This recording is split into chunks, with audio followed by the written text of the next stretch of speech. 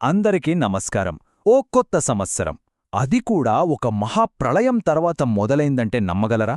అవును, ఈరోజు మనం ఉగాది వెనుక ఉన్న ఒక అద్భుతమైన పౌరాణిక కథ గురించి తెలుసుకోబోతున్నాం. అసలు ఉగాది పండుగకి, ఒక పెద్ద చేపకి, ప్రపంచాన్ని ముంచెత్తిన ఒక భయంకరమైన వరదకి, వీటన్నింటికి మధ్య సంబంధమేంటి? చాలా ఆసక్తికరంగా ఉంది గదా. పదండి, ఆ కథేంటో చూద్దాం. సరే, ఈ కథ ఎప్పుడో కృతయుగంలో మొదలవుతుంది. అప్పట్లో సత్యవ్రతుడు అనే ఒక రాజుండేవాడు. ఆయన చాలా ధర్మాత్ముడు, అంతకుమించి శ్రీ మహావిష్ణువుకి పరమ భక్తుడు. ఒకరోజాయన కృతమాలా నది ఒడ్డున అర్ఘ్యప్రదానం చేస్తుండగా దోసిలిలోకి నీళ్లు తీసుకున్నప్పుడు అందులోకి ఒక చిన్న బంగాలు చేప వచ్చింది. అయితే ఇది మామూలు చేప కాదండోయ్, అది రాజుతో మాట్లాడింది. తనని నదిలోని పెద్ద చేపల బారి నుండి కాపాడమని వేడుకుంది. జాలిపడిన రాజు ఆ చేపను తన కమండలంలో వేసుకుని ఆశ్రమానికి తీసుకెళ్లాడు. కాని అసలు కథ ఇక్కడే మొదలైంది. ఆ చేప పెరుగుదల చూసి అందరూ ఆశ్చర్యపోయారు. కమండలం నుండి పెద్ద పాత్రలోకి, ఆ పాత్ర నుండి ఒక సరస్సులోకి, అక్కడినుంచి ఏకంగా సముద్రంలోకి వదలాల్సి వచ్చింది. దాని పెరుగుదల అంత అసాధారణంగా ఉంది మరి. ఇక అప్పుడు సత్యవ్రతుడికి అర్థమైంది, ఇది సాధారణ చేప కాదని. తన చేతికి చిక్కింది ఏదో ఒక దైవిక శక్తి అని గ్రహించి ఆ చేపను తన నిజ స్వరూపాన్ని చూపించమని ప్రార్థించాడు. ఆ ప్రార్థన వినగానే ఆ చేప అద్భుతంగా రూపాంతరం చెందింది. స్వయంగా శ్రీ మహావిష్ణువే తన మత్స్యావతారంలో ప్రత్యక్షమయ్యాడు. అంతేకాదు, ఆయనొక భయంకరమైన భవిష్యవాణిని వినిపించాడు. ఆయనేమని చెప్పారంటే, సరిగ్గా 7 రోజుల్లో ఈ ప్రపంచం మొత్తం జలప్రలయంలో మునిగిపోబోతోందని హెచ్చరించారు. సర్వం నాశనం కాబోతోందని చెప్పారు. అంతేకాదు, ఆ ప్రళయం నుండి సృష్టిని కాపాడే ఒక కీలకమైన బాధ్యతను రాజుకి అప్పగించారు. అయితే ఇక్కడ కథలో ఒక చిన్న ట్విస్టుంది.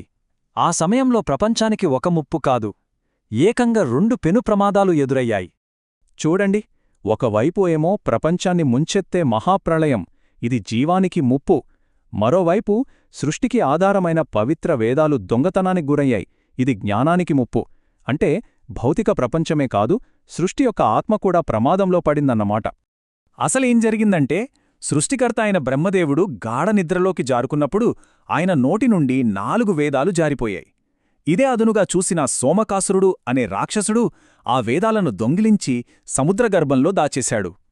ఆలోచించండి, సృష్టికి బ్లూప్రింట్స్ లాంటి ఆ వేదాలే లేతుపోతే ప్రళయం తర్వాత బ్రహ్మ మళ్లీ సృష్టిని ఎలా ప్రారంభిస్తాడు? అందుకే ఇది చాలా పెద్ద సమస్య. ఇక విష్ణువు ఆజ్ఞ ప్రకారం సత్యవ్రతుడు ఒక పెద్ద నావను నిర్మించాడు. కొత్త ప్రపంచాన్ని సృష్టించడానికి అవసరమైన సకల జీవరాశుల విత్తనాలను, సప్తర్షులను అందులో చేర్చాడు. చెప్పినట్టుగానే ప్రళయం మొదలైంది. ఆకాశం బద్దలైనట్టు వర్షం, భూమి మొత్తం నీటితో నిండిపోయింది. అప్పుడు ఆ మహామత్స్యం మళ్లీ ప్రత్యక్షమైంది. సత్యవ్రతుడు సర్పరాజైన వాసుకిని తాళుగా చేసుకుని ఆ నావను చేప కొమ్ముకు కట్టాడు. ఇక ఆ తరువాత బ్రహ్మరాత్రి మొత్తం ఆ ప్రళయజలాల్లో ఆ మత్స్యమే ఆ నావను సురక్షితంగా నడిపించింది. సరే, ప్రళయం ముగిసింది, జీవరాశి కాపాడబడింది. కాని కథ ఇంకా పూర్తి కాలేదు గదా. ఇప్పుడు రెండో మిషన్, దొంగిలించబడిన జ్ఞానాన్ని తిరిగి తేవడం. వెంటనే విష్ణుమూర్తి సముద్రగర్భంలోకి వెళ్లి ఆ సోమకాసురుణ్ణి సంహరించి 4 వేదాలను తిరిగి సంపాదించాడు. ఇదిగో, ఎక్కడే ఉంది అసలు విషయం. ఆ వేదాలను తీసుకువచ్చి అప్పుడే నిద్రలేచిన బ్రహ్మదేవుడికి అందించారు విష్ణువు. బ్రహ్మ ఆ వేదాల సహాయంతో సృష్టిని పునఃప్రారంభించిన ఆ మొట్టమొదటి రోజే మన కథకు కేంద్రబిందువు. అవును, ఇప్పుడు అర్థమైంది కదా.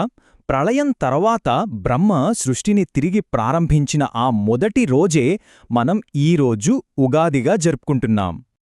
అసలు ఉగాది అనే పదంలోనే దాని అర్థం ఉంది. యుగ అంటే ఒక కాలం లేదా శకం, ఆది అంటే ఆరంభం, కలిపి చదివితే యుగాది. అదే వాడుకలో ఉగాది అయ్యింది. అంటే ఒక కొత్త యుగానికి ఆరంభం అని అర్థం.